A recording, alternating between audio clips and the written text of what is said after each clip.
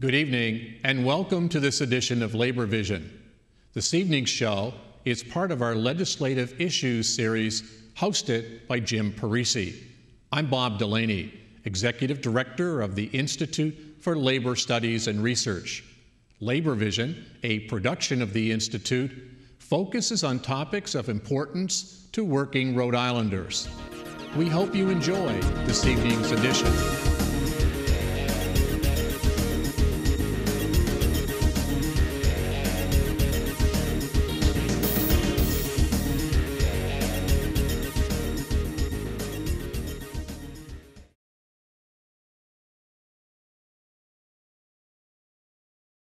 Thank you for joining us for this segment of Labor Vision, where we bring the General Assembly to your living room. My name is James Parisi. I'm a field representative with the Rhode Island Federation of Teachers and Health Professionals, and I'm host for this evening's segment. Today we're going to talk about an important employment legislation that's been proposed in the General Assembly this year and for past years, nicknamed Ban the Box. And we're pleased to have two knowledgeable and interesting guests with us. Representative Joe Almeida, thanks for joining us on the show. Thank you for having me here, James. Okay, so you were a representative for a dozen years, from '98 to 2010, correct. Had a little bit of a hiatus, and you recently won re-election and you're back to the General Assembly, right? That's correct, I'm back. Okay, you represent the neighborhoods of the South Side and Washington Park. Joe, you're a retired police officer, former bar owner, and you serve on the House Judiciary Committee. Do I have all that right? You have it right on the button. All right. Well, thank you for joining us. Thank you. Also joining us for the first time on this show is Mike Arujo. Mike, thanks for joining us. Thank you for having me. I really appreciate it. Good. Mike, you're a business agent. You're with the International Alliance of Theatrical Stage Employees. Absolutely. Okay. Local 23. Local 23. That's right. And you're a business agent? Business agent, yes, okay. sir. Yes, okay. sir. Well, before we talk about this important legislation, let's start by getting a little bit of background. Joe, first of all, why did you run for office back in 1998? Well, when I was a police officer, we was always told to be involved, and where I grew up in Southside, I was always involved in the community in some way through the Rhode Island Minority Police Association. And the National Black Police Association always said that in order to give back to the community, other than just trying to enforce the law, you should be part of the law. So that's how I started getting involved. And was running for representative the first time you ran for office? Oh, yes, it was. Mm-hmm. It was interesting when we first started. A lot of people came to me in at my bar. We decided who was going to run, and we made a team, and we went forward. Okay. And you have an interesting story. A lot of people who don't get reelected don't try again, but you were clearly interested in returning to the General Assembly this year. Why did you run for re-election after having lost 2 years ago? Well, I was asked to come back. Everybody knows my reputation. I'm outspoken. Sometimes you have to tell the truth, even if the voters don't want to hear it. You got to tell the truth. And I came back. While I was gone for 2 years, I sat on 3 boards, the Rogerins Daycare, the ProCap board, and the John Hope, still sitting there. So I didn't really disappear. You got to be continuous in the community. Sure. And other than this legislation, the Ban the Box legislation, what are the other important priorities that you have this legislative session? Well, I think the new civil rights agenda that I'm looking at, everybody knows me for my civil rights agenda, my health, education, and welfare. But the new civil rights agenda is jobs, money. Where is it? How do we keep it within the community? And so I'm looking at historic tax credits.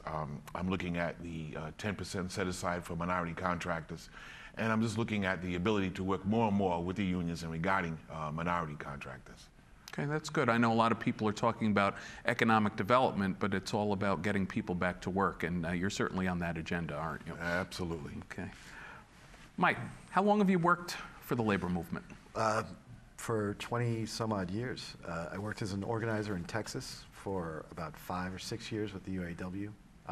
I worked as one of the founding organizers for the Texas Prisoners Labor Union, which was one of the first behind-the-walls unions in the world, actually. It also became the Missouri Prisoner Labor Union. I've worked as a stagehand for my entire life because it's a portable job and it's fun. You get to see everything.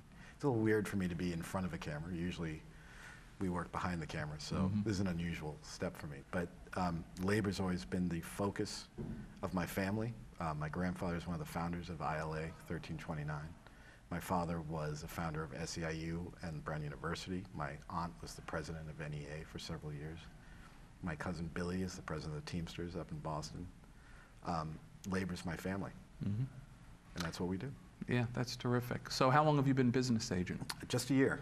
Just a Okay. year. There's a change in IATSE's leadership, where minorities, which make up a bulk of the workforce behind the scenes, were underrepresented.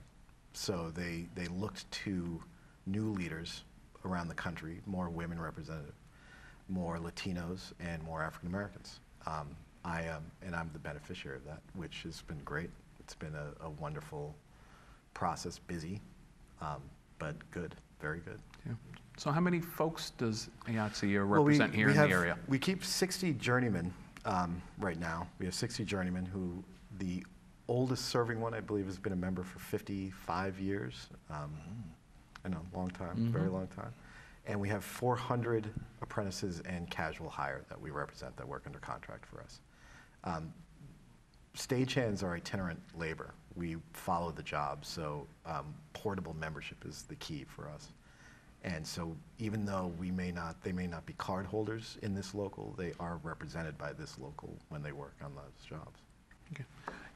One other aspect of your background related to this legislation is the organization supporting it include Jobs with Justice. Absolutely. Yeah. So tell our viewers about Jobs with Justice. Jobs with Justice is a vital labor coalition. It's made up of several unions, churches, and community organizations like Direct Action for Rights and Equality, which has been really the driving force behind the Ban the Box legislation. Jobs with Justice works as a coordinating force. It is a clearinghouse for activists. So if one union or a member organization needs assistance, all of them rally. They form the banks, the research, the whole thing. And it's been, in the 16 years that it's existed in the state, it's been one of the most effective drivers for labor in this state, for organizing the unorganized, which is the goal of the labor movement. Absolutely. Well, thank you for that background. So now let's talk about Ban the Box.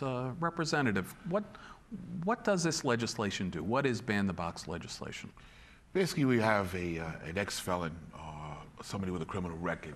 He or she, when they apply for a job, normally what they do at the end of the bottom of the application, they'll ask, have you ever been arrested or have been convicted of a crime? And he or she marks that box. Then what happens from there, the employer has the opportunity to say, well, without even really looking at the gentleman's resume or a woman's resume or what they've done in life, they just denied a job. What we're saying that to simply take that out, ban that box, that section at the bottom of it, to allow that person to be looked at just as equally as anybody else.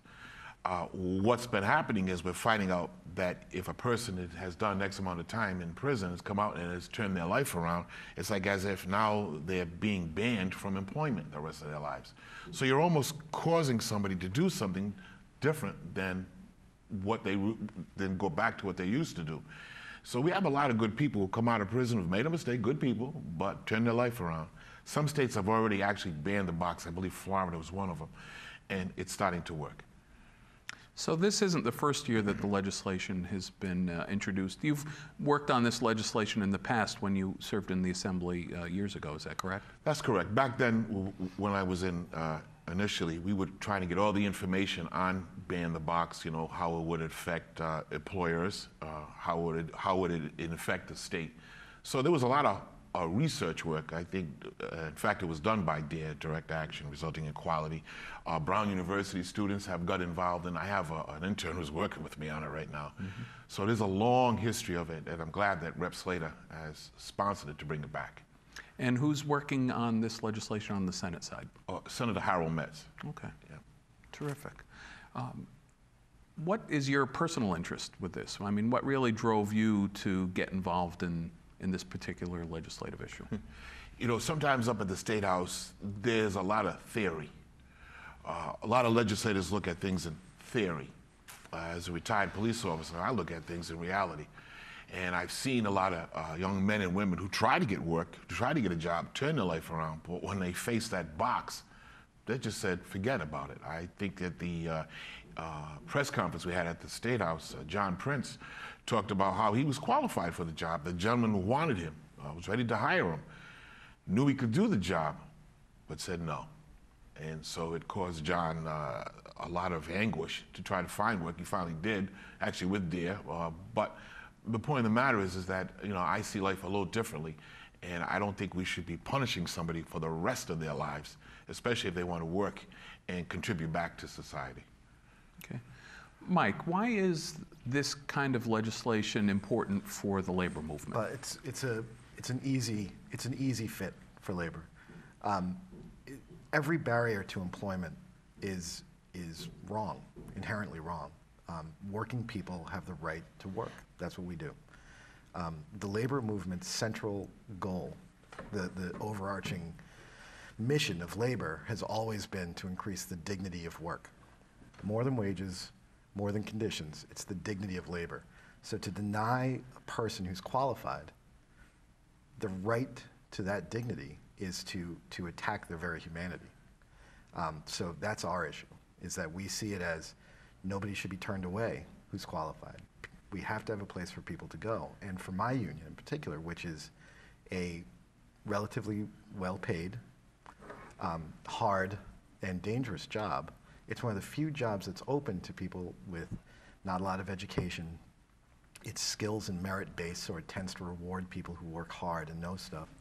So when we have to turn people away who we know are qualified, and we have to say, you know, not only do you not walk in the door, or you have to lie in order to get through the door, we're setting up a situation where we have one set of people who is kept out of the thing that they deserve, which is the dignity of their own labor and the ability to show their labor to the world and share it. A union needs the broadest possible membership. All unions need the broadest possible membership. And those of us that represent workers on the lower end, minorities, the hard labor end of labor, the physical labor part of labor, need to be the first ones to be standing up for people who are usually marginalized and usually excluded from the process. And that's why we're here. Okay. And was there any particular incidents that Sure, drove your interest in this bill in your local? Early in my, shortly after my election, we do big call-ups. It's a shape-up. It's sort of like what the longshoremen used to do years ago. So we'll make a big call. Lots of guys show up. Call up for getting employment? For labor. Yeah. For a particular call, like I forgot what the concert was. But anyway, it was 160 guys, right? So men and women. And they all show up and everyone's working. They start going along. And then someone from management approached me and hands me a list of names of people who have to be sent home because of their record. Now, they've worked already. They've done their job. And now management's telling me that I have to send them home. They're clearly qualified. And I remember this one man in particular I approached who was in his late 50s. And I said, you know, apparently the company doesn't want you because you have a record. I'm sorry, but you have to go home. And he was like, you know, I was convicted in 1973. He's like, I've got 5 children. I've got 6 grandchildren. I've got 3 great-grandchildren. And this is still going to haunt me? And it was one of those things where you realize that, yes, intellectually, the union always supported eliminating these the box on applications. But then emotionally, you realize that this was something that was humiliating both for him and for the union. That we were becoming an enforcement tool for a rule that was clearly not just in any way. And having to send him home stayed with me. And so in membership meetings and talking to the other unions around the country, we decided to make this a central focus. And I will say right now that we just signed a contract with a national arena management company, and they've agreed to adopt a no-box interview only and trust the union to refer people who are qualified system in their contract. And it's the first of its kind that we've done. So we're seeing a turn, and it's pressure. And with the assistance of Almeida and Slater and Chippendale, we can attack this both legislatively and at the contract and in the workplace. And so we're really seeing it. And it's been a personal fight, and we're going to keep going. Sure. You mentioned that your union represents people at one end of the labor spectrum. What are the other unions that have a particular interest in ban the box legislation? The building trades in particular. This is, working people, the poorest of the poor, and the hard working people. There are a few jobs that are really open to you. And these jobs for women tend to be service jobs, like in hotels and stuff like that, which the box can be a huge barrier, a huge barrier. In the building trades, where people work a couple of days here and a couple of days there, the box is the difference between eating and not eating. People who work for, it's the building trades. That's really the central one. I mean, obviously, every union has an issue here, and there is a room for every union to see it fit. With the current system, with the box on the application, it means that people like Martin Luther King, for example, couldn't even apply for a teaching job because he was a convicted felon. Now, do we want a system that would automatically disqualify somebody as qualified as that? So this would be an issue for teachers. This would be an issue for painters. This would be an issue for electricians. The ban the box legislation does protect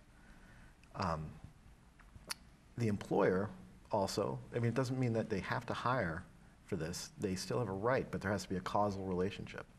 So you can't say that a person who has a DUI 10 years ago can't push boxes. So it's open, every union has an interest, but the ones that are particularly affected are obviously the building trades, stagehands, casual labor work. Okay. Representative, you're a veteran of the politics of the State House, and you've seen this bill having been introduced in the past, yet it hasn't passed the Assembly yet. So obviously there's some opposition to the bill. How would you characterize the opposition? What are they saying about this bill that is preventing it from passing so far? I guess the opposition is talking about it'll be a burden on the employer. But at the same time, I haven't heard or received a phone call as of this day of this taping from the Greater Providence Chamber of Commerce. I haven't got a recall. Although they have made a statement that it's going to hurt, well, myself, Slater, Harold Metz, Chippendale, we're here for you. Let's talk about it. The other thing too, I thank you, Jim, for letting us to be here, because by getting that ban the box out with this program today, maybe people will learn something new regarding how it's not hurting. Like my good brother just said, it's the ability to be fed, to feed one's family. So as Harold is trying to lead it in the Senate, and with myself and the other reps as we push it through, I feel positive that something will happen in a good way to help people get a job. Good. I imagine that the employers feel or are saying that they can't look into anyone's record. Does this legislation actually prevent employers from looking into someone's record? Of course not. Of course not. There's no cost to this. I mean, everything is, right now, this taping will be forever where somebody can find something about myself and Mike. I mean, it's easy enough to go on social media to do some background work where you can do something where you can find out who they are. So they were complaining about that and the ability of course. So I don't see it to be a problem whatsoever. It's not. The bill has three components, which the first part is that it physically takes the have you been convicted of a felony off the application, and that's the base, that's the heart of the bill. The second part is a employer protection part, which protects the employer from liability from hiring somebody with a criminal record. So it relieves a significant amount of pressure. Within that, of course, an employer has a right. I mean, it's a matter of public record what somebody's record is, criminal record is. I mean, anyone can look that up and anyone can have access to it. By banning the box, it allows, I'm sorry, let me get to the third. The third part is if a person's to be denied a job, there has to be a causal relationship, and that's the key, is that it has to be proved that the specific conviction would have a specific bearing on the job, or, and that would be up for a discussion between the employer and the applicant. By eliminating the box, it allows the applicant and the employer to talk to each other. And once that barrier, the box barrier, is gone, you find that an employer will see the human being.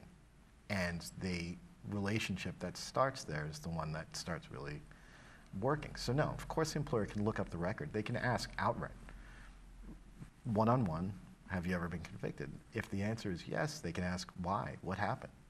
You know, was it a mistake you made when you were 18 or 17 in some cases, or 16 in some cases, given the history of the state?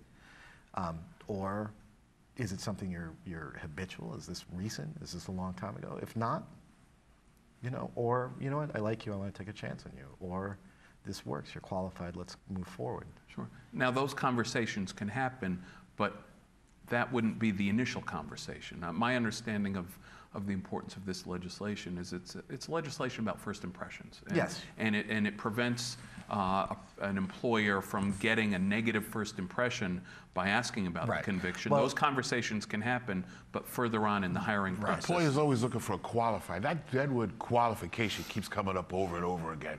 Mike just said it a few times. We said it at the press conference. We said it in the House Lounge. We're saying it here.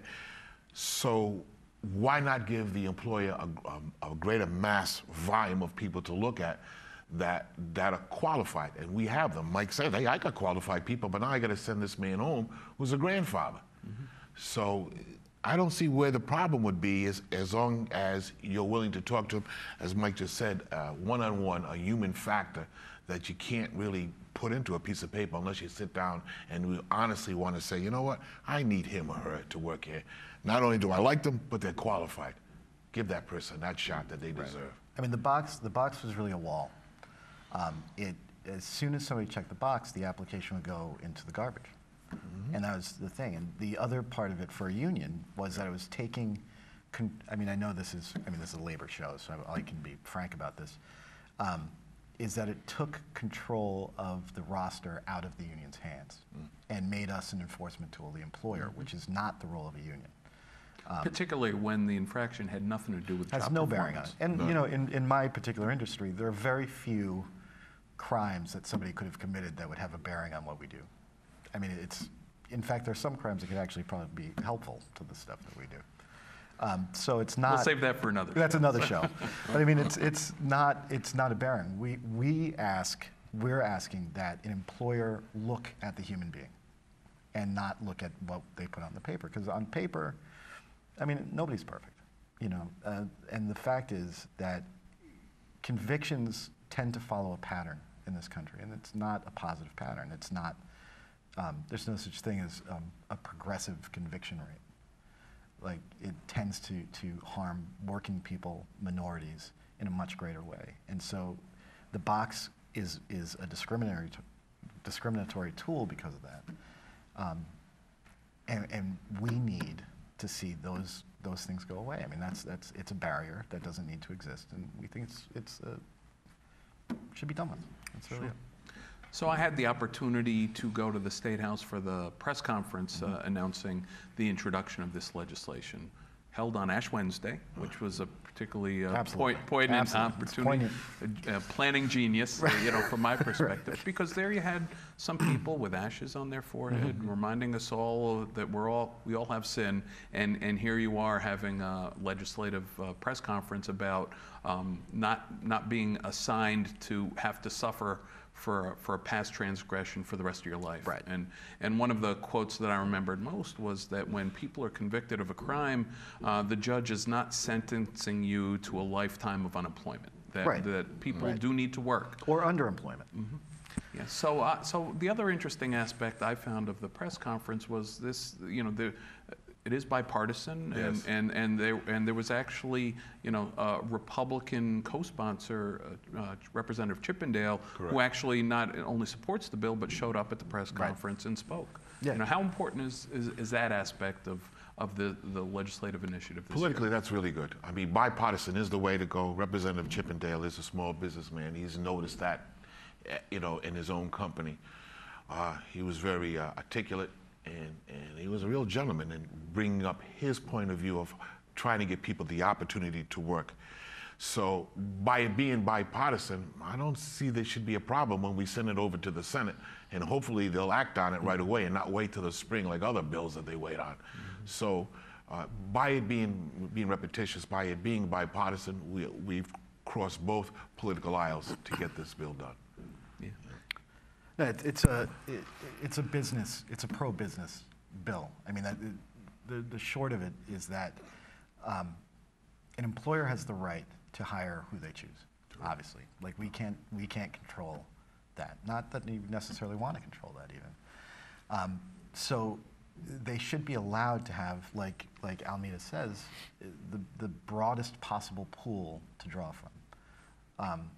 With the most qualified candidates obviously coming up, or the people that are most likely to receive training that are coming up, they should have the ability to choose on that and not have a piece of paper or a simple check mark say that you no longer have access to this person.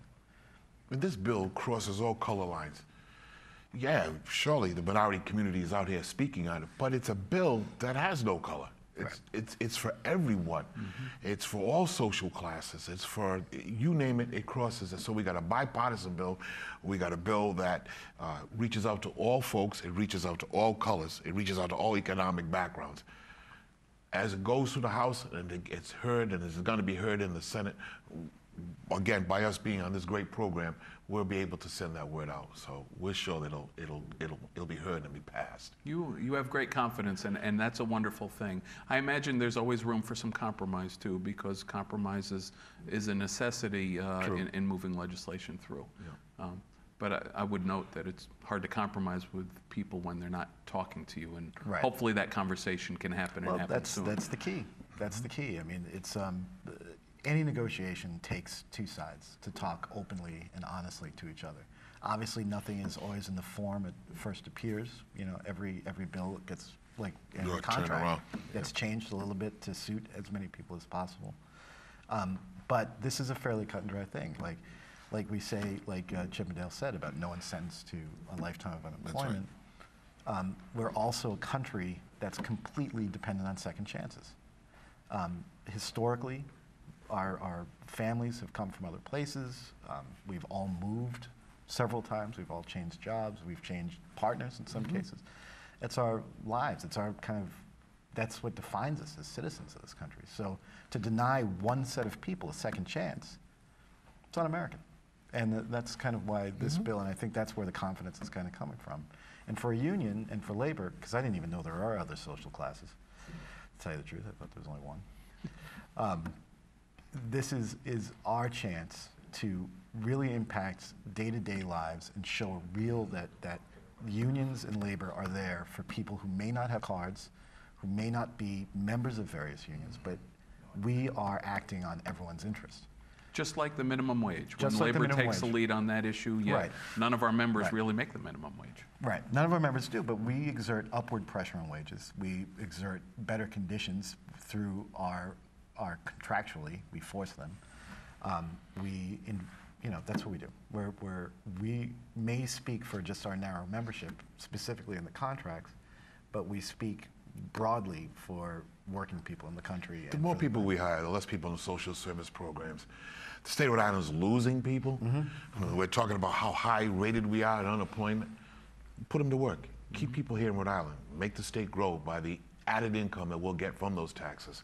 So everybody's talking the talk, but who's about to do the walk? Right, that was the thing that at the press conference it didn't even occur to me, that there's a savings, a tax savings for employing. The more people who work, the more you have people paying the taxes and the less people you have to pay for to be in prison or to be supervised by the state. Certainly. We only have about a minute left. Other than Jobs with Justice and the labor movement and DARE, are there other organizations that are working on this legislation? What does the coalition in support of this look like? We have the NAACP, Jim Vincent, he's standing out strong. UMAC, it's a unified organization that's minorities that's watching legislation go through. The Black and Latino Caucus is keeping a strong eye on this, as we saw where our chairwoman, Anastasia Williams, spoke on it. So we have a lot of good groups out there. And But all of us would love to hear from the Greater Providence Chamber of Commerce. We're here. Pick us up. Our phone number's in the book. You know that. Yeah, we'll talk to anyone. We will talk to anyone. And we're happy to. Terrific. Well, I thank you both for your time here today. I think the general public is going to get a lot out of this discussion on the importance of banning the box here in Rhode Island. Great. Thank you. Thank you very much. Yeah. And thank you all for joining us for this segment of Labor Vision. We look forward to having you join us again.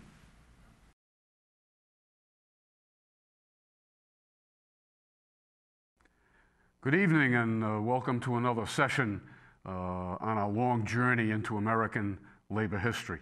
My name's Scott Molloy. I'm a professor at the University of Rhode Island, and I thank all of you who've stayed with us this many weeks. And just remember, if you took this at the school, you'd be doing it for 14 weeks, 2 classes a week, 2.5 hours every week. So it's a long journey, and it's very similar to American history in and of itself, although it looks more directly at working people, many of our ancestors. Last time we looked at the advent of the Great Depression, kicked off by the stock market crash in 1929. People were stunned for a couple of years before they actually realized what had happened, although they knew right away that it wasn't good. The economy basically went into the hopper. And I also mentioned, and it's worth recapitulating for just a couple of minutes about the 1930s, that it was not only a financial depression, that is, the economy tanked for the most part, not only in America, but globally as well. But it was also the age of Freud, and it was a psychological depression because Americans coming out of the 1920s, a fairly prosperous decade, were absolutely stunned that the economy could fall down the way it did, not only here, but abroad as well. And so we see a crisis that shook not only our country, but the world itself. And for a couple of years, the labor movement, which was almost decimated, there was almost no labor movement left, was able to resurrect itself, although very slowly. We realized, and we saw last time, that unemployed groups, this is a mimeograph sheet from the Seattle Unemployment Council. So people who were without jobs didn't mean they couldn't organize and fight back and do whatever they could to make ends meet. We also had the famous bonus march in 1932 of World War I veterans trying to get a payment that wasn't due until at the end of the decade. And then, of course, in 1934, we had a almost general uprising throughout the country in a series of famous labor events, which really shook the nation to its core. We had the large demonstrations in Toledo, Ohio. We had the Teamsters organizing over-the-road truckers in Minneapolis, Minnesota, led by young Jimmy Hoffa. We had the longshoremen on the West Coast, stretching from Oregon and Washington all the way down to San Francisco and Los Angeles on a month-long crisis there. And then right here in Rhode Island, a strike that spread throughout the country in textiles. Of course, Rhode Island was the heart and soul of the textile empire in America at that time, and that led to something I talked about earlier, the famous Salesville Massacre in 1934. And then, of course, last but not least, in that famous or infamous year, depending on your point of view, we had the Southern Tenant Farmers Union, an attempt by black and white sharecroppers in the Deep South in the middle of the Great Depression, try to organize together. This was an incredible attempt. It didn't reach fruition. There was some successes, but they didn't last very long, but at least gave people a sense that these things could be done, and the civil rights movement would build on that many years later. The American Federation of Labor because they were skilled workers, still had a few people employed, but really most people couldn't afford them. And many skilled workers would take any work they could get for almost any pay that they could achieve. But an interesting thing happened in the middle of the Great Depression when you least expected it. People began to organize again, and it wasn't so much under the auspices of the American Federation of Labor. It was under a new labor body called the CIO, the Congress of Industrial Organization. And unlike the AFL, the CIO would emphasize unskilled workers, women, minorities, people of color, new ethnic groups, those who had been typically shut out of the more mainstream labor body. And this would really turn America around. And by the time of World War I, it placed the CIO and its new group of people in a very good position indeed. And we saw that in 1935 at the Atlantic City Convention of the AFL. There was a brawl among the skilled workers, many of whom decided to go with the CIO, which came out of the AFL anyway, an attempt to bring the rest of America into the labor movement rather than a very select group. And of course, that effort was led by none other than perhaps the greatest labor personality in American history, John L. Lewis of the Coal Miners Union. The coal miners, the workers there, basically funded the CIO and the tremendous victories that they would have. The CIO and this new union movement came along, and they had new things, not only new types of people to organize, and for example, we see even the Catholic workers forming their own union, not unlike what was going on in Europe for many years.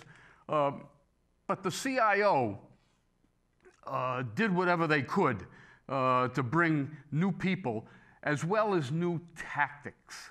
And perhaps the most famous thing of all was the sit-down strike. Rather than leave the building, rather than go outside on the periphery of wherever you happen to toil and stay outside the fence, this new labor organization pushed its people to stay on the job. And of course, that sit-down strike had a tremendous impact. The conservative elements in America at the time, despite the downturn, felt this was a mortal sin to sit in on private property and try to take it away from its rightful owners. But the labor movement would argue that almost through sweat equity, that they owned a piece of whatever enterprise they worked at. And so the first significant sit-down strike was at Firestone Tire in Akron, Ohio. Only lasted a few days, and labor quickly won its battle. But the next big sit-down was at General Motors. General Motors, the largest corporation in world history, even in these awful economic times. And they had a plant at Flint, Michigan, and they had many plants across America. And the CIO Automobile Workers Union chose that one. And as we remember from the last talk, they had about a 6-week sit-down strike that galvanized the attention of the American people. If you wore a blue collar, you cheered on the CIO and the automobile workers. If you were in management, you called for the turning out of the militia and the National Guard and the local police, which is what happened. And of course, John L. Lewis and the automobile workers eventually, through the intervention in some ways of Governor Frank Murphy, a very pro-labor New Dealer, who would later become a member of the U.S. Supreme Court, almost pushed GM to come up with a contract, a one-sentence contract, by the way, very different from today's, I often call them encyclopedias, they're so long. It was one sentence. General Motors agreed to recognize the automobile workers, CIO, as the bargaining unit for its workforce. That was it. Nothing about wages, nothing about benefits, nothing about health care, all of those things would come later. But the most important thing about the CIO and its new tactics and its ability to organize people is that it brought tens of thousands, hundreds of thousands of people into the fold almost overnight. And I mentioned earlier that John L. Lewis and all the people involved went after new things. Here's one of their pamphlets: Organize the Unorganized. Oftentimes the AFL just didn't do that. We also see, and we never saw this before in American labor history, the UE, the United Electric and Radio Workers Union, part of the CIO, called and put out a pamphlet for women workers to join the union. Almost unheard of in American labor history. And here's another CIO pamphlet: the union, the CIO, and the Negro Worker. This was earth-shattering, not only to people of color, but to many others who thought it was far overdue to organize all Americans, regardless of whatever their background or color or religion or skill might be. So the union won at General Motors after a long, brutal struggle. Many people beaten, a few people shot, tanks on the streets of Flint, Michigan. And then, interestingly, and oftentimes people forget this, and I have to remind my students all the time that you get to 1936, 1937, World War II is already broken out in Asia. It's about ready to kick off in Europe. It may be a few years away for the United States, but already the orders are coming in for goods, war supplies, materiel, and the unemployment rate begins to go down.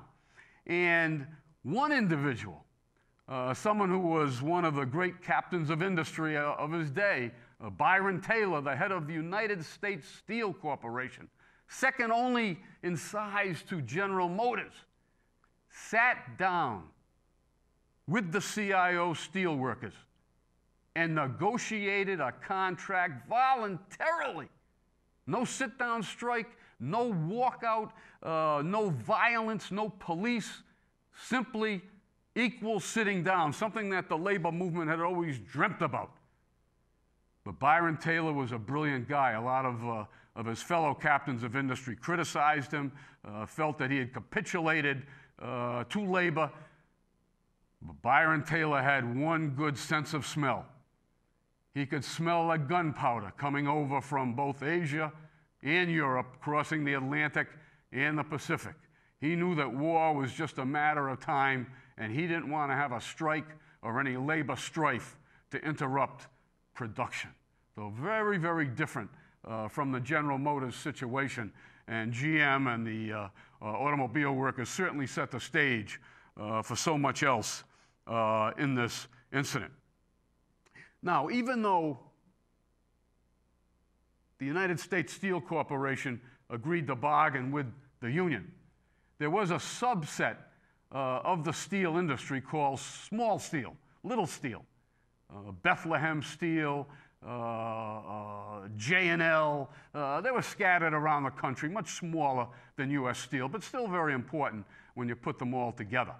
And in 1937, at a demonstration by the Steelworkers Union in Chicago, at one of the steel plants just on the outskirts of the city, on Memorial Day, 1937, the Chicago police opened up fire on unarmed families of strikers and supporters, killing about a dozen people, all of them shot in the back as they tried to run away from the police violence. They tried to suppress this, but it didn't work. It eventually came out in a congressional hearing. They had a movie of it, and they forced the industry to finally sit down and bargain with the union. So it was really quite a turnover. And I'm always looking forward to telling audiences, regardless of who I speak with, whether it's a labor group, a historical society, Sadly, I don't get very many offers from the Chamber of Commerce, but be that as it may, I always let people know the tremendous toll that labor took in the middle of the Great Depression. At least 100 people killed, shot dead on picket lines, no one ever brought to justice. We see the militia called out in 14 different states, not to stop an invading army, but to put down our grandparents and great-grandparents. And so we saw all types of volatility and violence in this very difficult era. But something else was also going on in the country. And we don't mean to leave this out, because when we look at labor history, it's simply a part of American history, and you have to take into account some of these other things going on, particularly in the political arena. And that was in 1932. After 12 years of 3 Republican presidents, a breath of fresh air swept into Washington, D.C., led by Franklin Delano Roosevelt and what was known as the New Deal. And it was a new deal for the American people, particularly workers. Roosevelt saw an untapped resource for the Democratic Party, made up of working people and ethnics and women and people of color. Hey, the very people that were going to make the backbone of the CIO. And Roosevelt, of course, himself was an aristocrat. He was born with a silver spoon in his mouth. He woke up on third base and thought he hit a triple. But he realized on which side his bread was buttered. And he took a position behind the labor movement. He championed their interests, and in so doing, helped the CIO and helped himself and the Democratic Party to transforming America from a place of despair into finally a country that wasn't afraid to struggle and finally achieve full employment, although, as we'll see in just a minute, it took World War II to bring all of that together.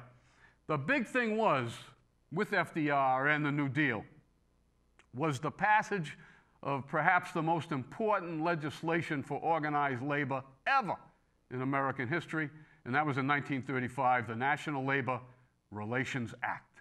It created a labor relations board in which democracy was brought to the workplace, where ordinary men and women could now vote in a union of their choice without fear of retaliation by a corporation or a business. It took a couple of years for all of this to be instituted, but when it did, it created a plethora of different unions representing innumerable industries, some major and some very minor, including the Newsboys Union.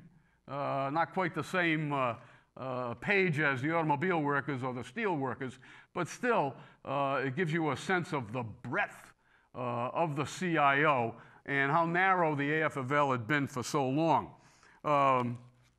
Here we have some of the campaign buttons and dues buttons that both the CIO and, to a lesser extent, the AFL, which was kind of hitchhiking on the great victories of the CIO, were wearing in their lapel. That's one batch, and here you've got a few more, and I'm sure we'll key in on some of these, so you'll see how widespread it was. Laundry workers and Woolworths workers and everybody virtually under the sun. And Roosevelt, in many ways, is the most beloved president, I think, certainly in the 20th century.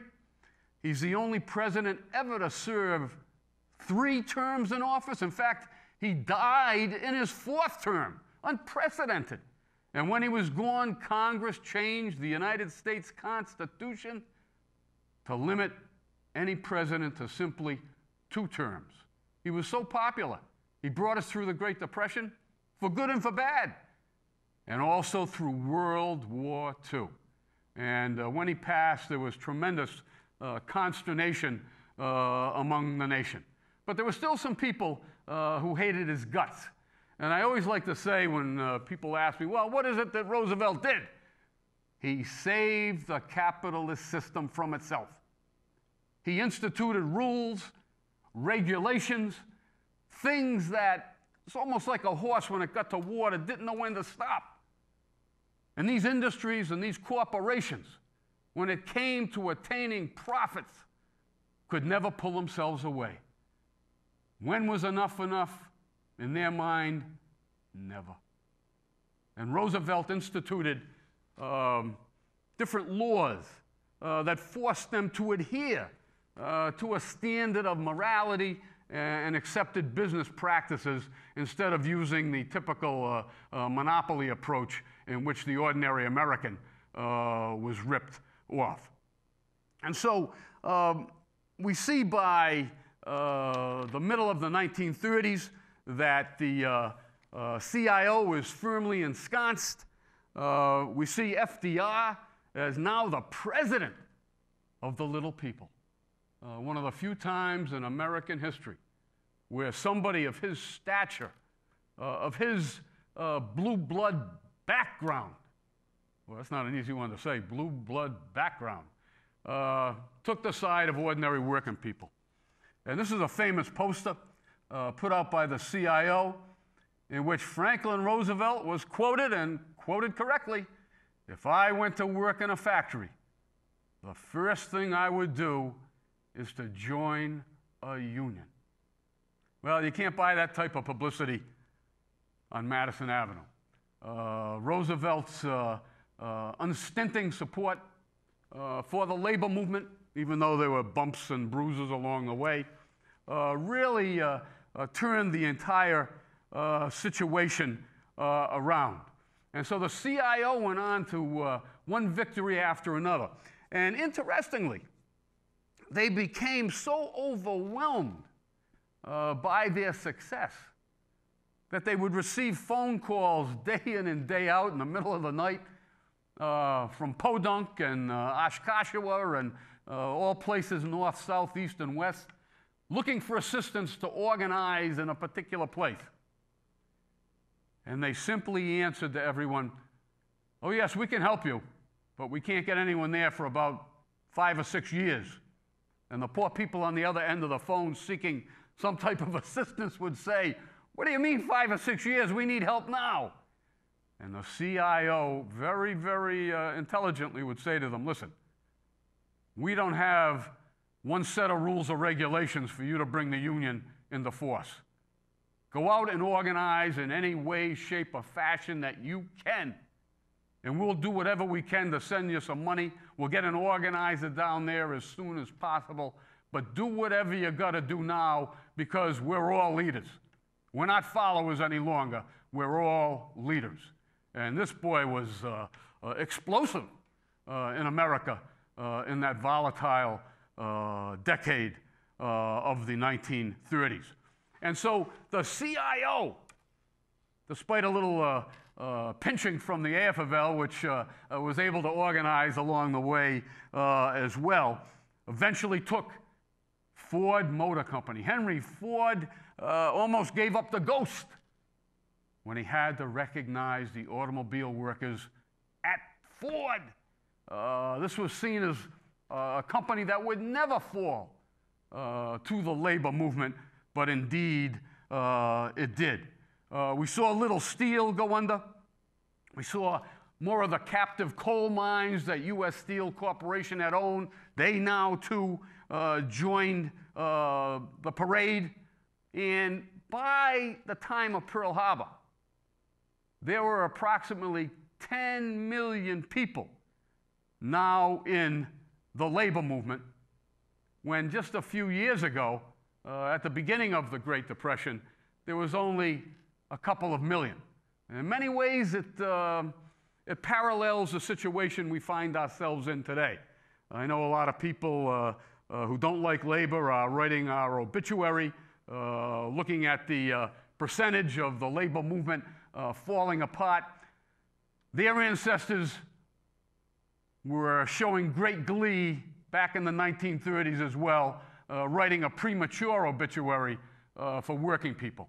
We don't know what the future holds, whether there's another type of sit-down strike available, whether there'll be new people to organize. Of course, it'll be a whole new set of standards. But I don't believe that the labor movement is at its end. It's got way too much going for it, including this wonderful legacy that we've been talking about over the last number of months. But anyway, although the emergence of World War II in Europe and Asia helped ease the unemployment plight, the terrible way to end unemployment, but with finally the attack on Pearl Harbor, as Franklin Roosevelt said, a day that will live in infamy, December 7th, 1941, and every year I'm teaching labor history, and if I have a class that day or before or after, I always take a minute to remember those brave men and women who gave their lives. And so many of them did, as we'll see in just a minute. And my father was part of that effort. He fortunately made it home, but he made sure that I learned the lessons of that. But with the attack on Pearl Harbor, unemployment in America, which had been catastrophic. In some industrial cities, 50% of the people were out of work. Almost overnight, after that sneak attack, unemployment disappeared in America completely. If you wanted a job, you had it. And in Rhode Island, for example, which had been closed up and locked up and the factories boarded for a long time, we suddenly became an industrial beehive of energy once again. The jewelry shops reopened. We now made buttons and things that the soldiers needed. The textile industry returned to life with tents and blankets. The U.S. Rubber Company actually made rubber tanks right here in Rhode Island because when D-Day came, the German flyers, when they flew over England, could not distinguish from a rubber tank from a real one at that altitude. And so they were kept guessing as to where the eventual attack and re-entrance into Europe would come. That came from Rhode Island. And we made everything else under the sun. This was an incredible thing. And many, many people who never had the opportunity to work before in an industrial setting and make a decent wage. Women, the Rosies, the Riveters of the world, people of color, folks who still spoke with an accent, now had a decent job, were part of the war effort, and gave their lives, their brothers and sisters who went, and their parents and others who stayed at home for the arsenal of democracy. Because you had to have the two go together. And so when we come back next time, we'll see just how that played out and how the soldiers in the field and the domestic soldiers at home were able to bring victory in the greatest conflagration in world history.